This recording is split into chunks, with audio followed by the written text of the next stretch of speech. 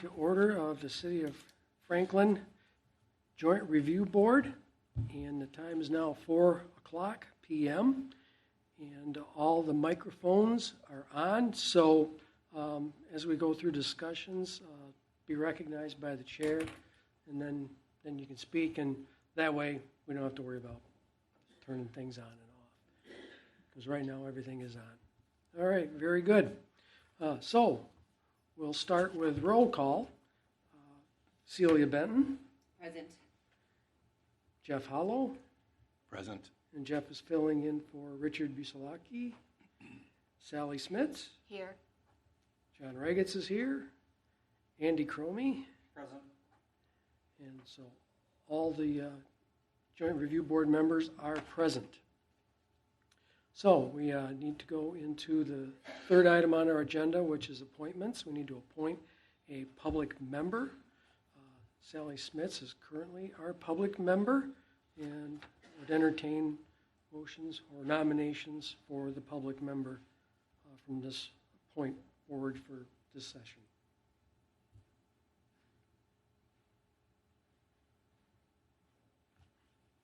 Sally Smits is the current member, by the way. Move to keep Sally Smits as public member. We have a motion. Cromie. Yes, motion. Sorry, yes, motion Yep. to. I second the motion. Any other nominations for the public member? Are there any other nominations for the public member? Are there any nominations for the public member? No other nominations? Call the question. All those in favor of having Sally Smits continue on as the public member signify by saying aye. Aye. Aye. Opposed, same sign. Motion carries. And Sally Smits is our public member. The next member, or next seat that needs to be elected is the seat for chairperson. I serve as the city's representative. Was the chairperson last time. I don't know if it carries over. But anyways, any nominations for chairperson? Cromie moved to nominate Regetz as the chairperson. I second.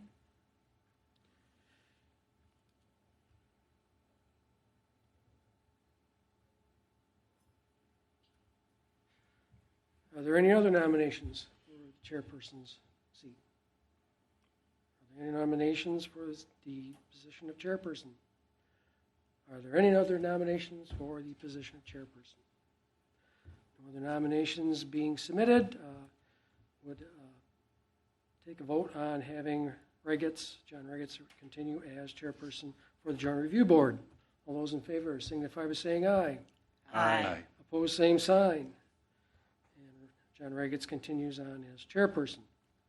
So, our responsibilities and the reason we're here today, and I'll read directly from the instructions that we've got, is to organize the Joint Review Board meeting for the city's proposed creation of Tax Incremental District Number 9. The Joint Review Board will be asked to appoint a chair and an additional public member, and also set meetings, dates, and the city staff will also review the draft project plan. At a subsequent meeting of the JRB, the dates we'll set today, the JRB will ask to approve the resolution to be adopted by the city creating the district. In considering the approval, the Joint Review Board will review the public record, planning documents, and the resolutions adopted by the city's Plan Commission and Common Council.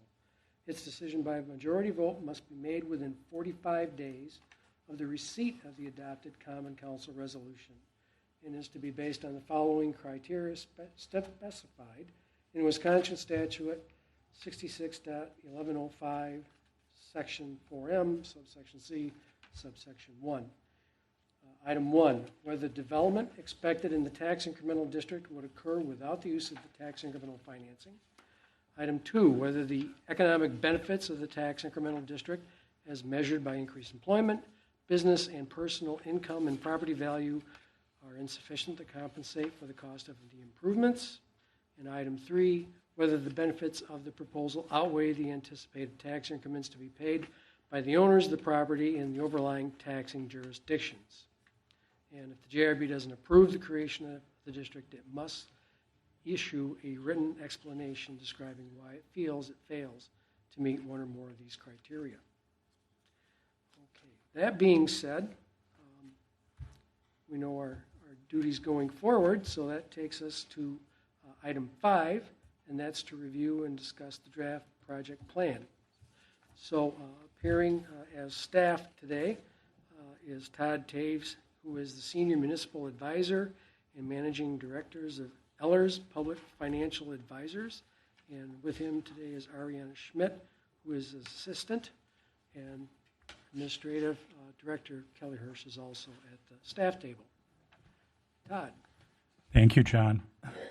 So we provided as part of the agenda materials a complete copy of the draft project plan, but what I'd like to do is speak from a pretty short slide deck that hits on the high points, but certainly if there are any questions about the document itself, we're more than happy to answer those. So as John said, this is tax incremental district number 9. We'll use the same presentation for the public hearing next week, so we've got a slide on how TIF works, but unless any of the members would like me to run through that, I can skip over that. I know most of you are very familiar with how TIF works. So this is the boundaries of the district as proposed. So the east-west road is Ryan, the north-south road is 76th Street, so we're looking at a district basically centered on that intersection. This would be designated as a mixed-use district with a maximum life of 20 years.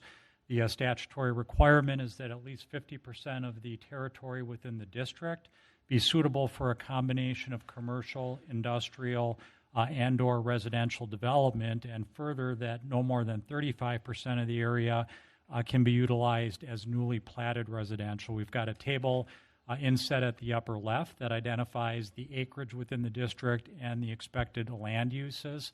In total, about 68% or 163 acres would be developed as one of those 3 purposes, with the newly platted being under the 35% at about 23%. Also some areas that are not suitable for mixed-use development, including wetlands, the right-of-ways. The city's DPW facility is in there and will remain. But in general, this gives you a sense of what the district looks like. And as I turn to the next slide, I'll also just indicate geographically what is driving the creation of this district at this point in time is Carmel Laboratories' proposal to build a new facility on what would be the parcel listed as undeveloped ag land at the northeast corner of 76 and Ryan. So that's the catalyst project that will be getting this district going, with the balance of the areas that will become developable with the further extension of public utilities. So again, the district is intended to promote mixed-use development. It will do that in 2 ways. One would be to provide pay-as-you-go development incentives, not only to Carmel Laboratories, which is covered now in a development agreement between the city and the company, but also a placeholder in the project plan. So at this point, there's been no other developers come forward, no other TIF asks, but there are placeholders in the plan so that at some point we do have another non-residential user come to the city looking for an incentive. There's an allocation in there that would allow the city to contemplate that if it determines the but-for test is met. The other would be the extension of public infrastructure, most notably sanitary sewer.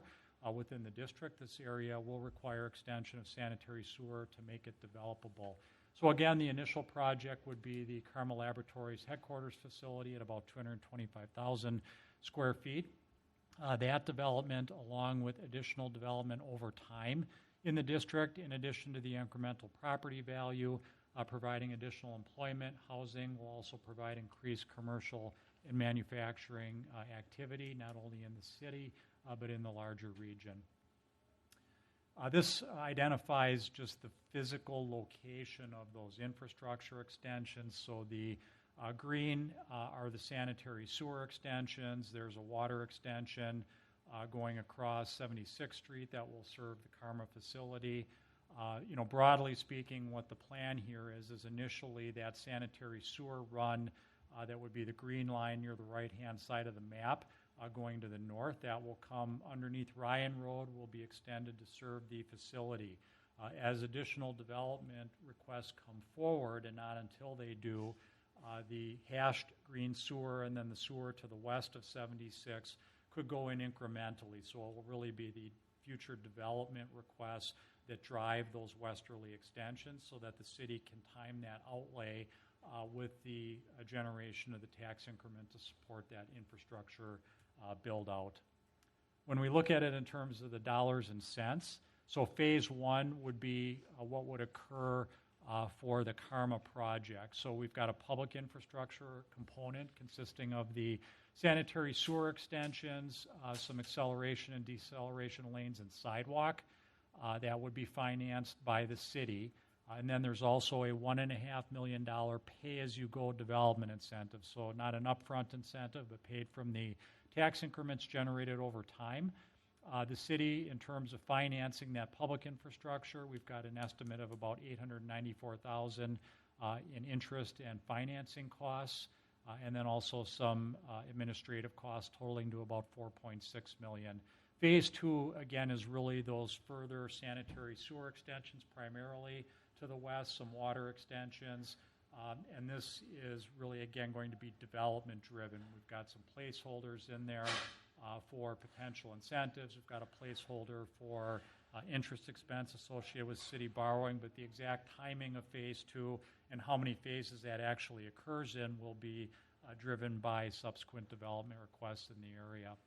In terms of projected incremental value, Karma would intend to proceed late this year, early next year, and the development agreement requires that the facility have a minimum assessed valuation of $14 million. So for purposes of our project plan, we're expecting that $14 million valuation.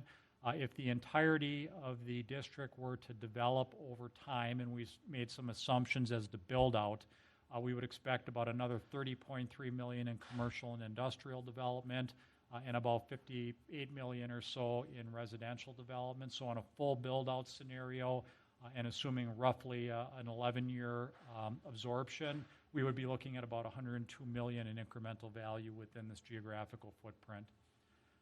When we run those assumptions at $102 million on the left through our model, assuming a constant tax rate, no change in property values, either appreciation or depreciation, if the district were to remain open for its entire 20-year life, it would generate roughly $28 million in incremental taxes. From a cash flow perspective, so we've got the tax increment coming in on the left. We've got city debt service for both the initial public improvements associated with the Karma project and also subsequent utility extensions. We've got development incentives, both for Karma and the placeholders for potential future requests from other parties. When we factor all of that in, what this indicates is that by the year 2036, we would expect to generate sufficient tax incremental revenue that we would be able to retire not only the city debt that was incurred, but also the balance of any pay-as-you-go obligations. So, roughly 11 years out of the 20 years is what we would expect that it would take for the district to pay all costs and close, again, based on this set of assumptions. I think the notable thing, again, here would be is really that phase two is going to be entirely dependent on the pace of additional development. Could certainly happen quicker, could certainly take longer. So we're kind of proposing more or less of a moderate scenario here, again, with an 11-year development time frame. In terms of the timeline, this will go to the Plan Commission and be the subject of a public hearing next Thursday evening. If advanced by the Plan Commission, the Common Council will consider it on October 17th, and we would be asking this body to consider convening another meeting sometime after that October 17th date to consider approval of the tax increment district, and I am happy to answer any questions you might have. So Karma has two structures already in the industrial park, right? So what's the intention for those existing structures? Actually, Karma occupies 4 facilities in the industrial park. 2 of them they lease, and obviously those leases would go away. One facility that they're planning on keeping, but then there's the second facility that they own. They would like to dispose of it, sell it at some point, but they're not sure when. They have a lot to work on to consider what they're going to do with it. And then can you go back to slide 6 for me, please? So the top part in phase 1, 269, 1.4, the 212, negative 102, that's what the city is borrowing to start phase 1? That's correct. And that's what they're going to pay $894,000 of interest on, is that borrowing alone? That's correct. A portion of it is yeah, and that's just a function of where the interest rates are right now. So that is anticipated to be borrowed over that 11 years and paid off? It would be financed over 20 years, but could be paid off early based on these projections. Where I was thinking for a second, I was thinking back to the various negotiations we had. There was originally a higher interest rate taxable component, but we addressed that where you see the 102,260 being paid by the company. We were able to work this out so that it could all be financed on a tax-exempt basis. So does the city have that money on hand that they could use to avoid the long-term interest? I'm going to say no. No, I wouldn't think so. And typically, those dollars are generated within the TIF unless there's some kind of a financing mechanism the city can use. But typically, those would come from TIF accounts, and they don't have that kind of dollars in that. One of the reasons that 894 seems high as well is that we've got to capitalize the first year of interest because we have that delay between the time when something's built and when we start actually receiving the incremental taxes.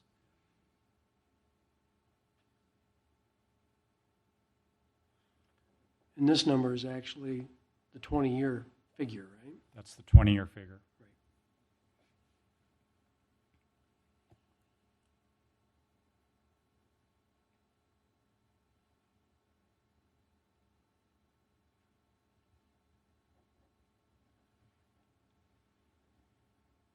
Right. Any other questions for Todd? The project plan states that there would be 200 jobs retained. Curious if we happen to know of those 200, how many people work in the city of Franklin, that live in the city of Franklin and work at the labs now? I think there's a few, but a lot of the labor that works there is from the surrounding communities.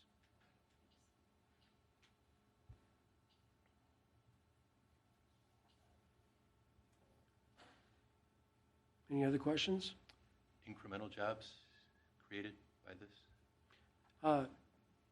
Incrementally, Other than construction. construction-wise, Other yes. than construction. Other than construction.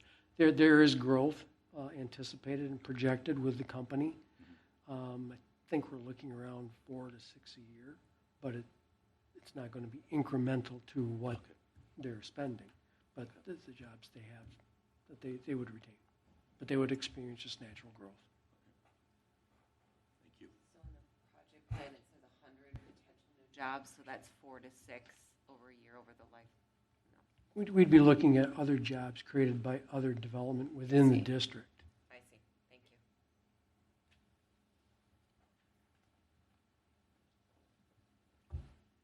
you. Any other questions? Okay, very good.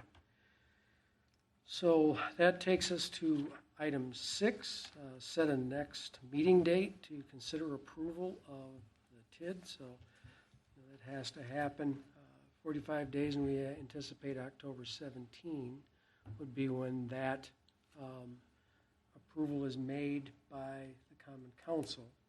So we probably would want to take a look in sometime in the next month, and our agreements stipulate that we need to get completed by November 15. So October 23rd through 27, October 30th through November 3rd, or the 6th through the 10th would be the last week that I think we'd want to consider doing that. But has anybody got good dates, bad dates? Well, I'm out of town in November till November 3rd. I'm in on the East Coast. I'm in Maryland now. I don't know if you do things by phone or. October 26th work for anybody else?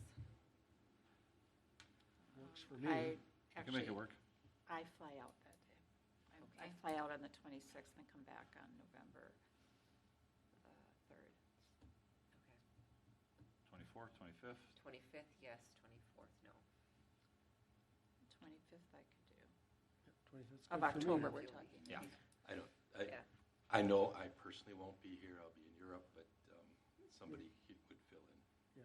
Yeah, Richard could fill in, or actually Richard represents Anna Lee. No, No, I'm That's- representing that's the his- district. No, yeah, it could be Richard, so we can check with him. So, sound like 25th is a good October day? 25th I could do. All right, so we'll set the 25th as the next date for the joint review board. Can we set the time now?